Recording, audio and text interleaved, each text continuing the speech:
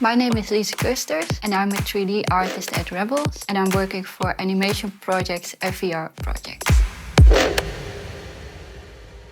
My passion as a 3D artist started when I was young. I love to create little stories and building with Lego, playing with dolls, and I always created little movies and stories with that. And there's where I start my passion as a creative artist and a 3D artist.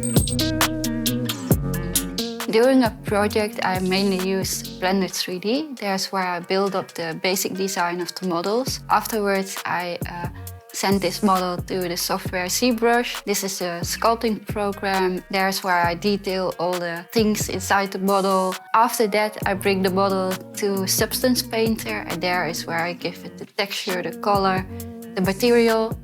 And at the end, I bring everything back to Blender 3D. There's where I combine everything, make the animation, make sure that it's useful for Unity or for the animation movie.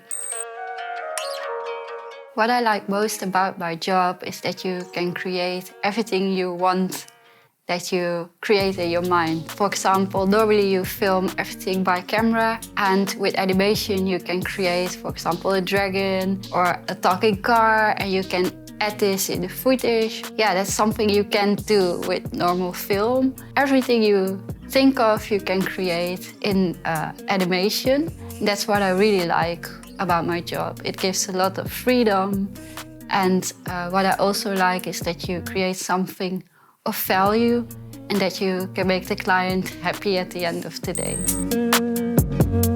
Yeah, what I think about the future of a 3D artist, I think AI is taking over a lot of technical things inside of the work as a 3D artist. And that sounds a bit scary, but I think AI takes out the annoying part that normally takes a lot of time to create as a 3D artist. Actually, it gives you more freedom to really focus on the creative part. Yeah, it's easier to create an animation movie at the end.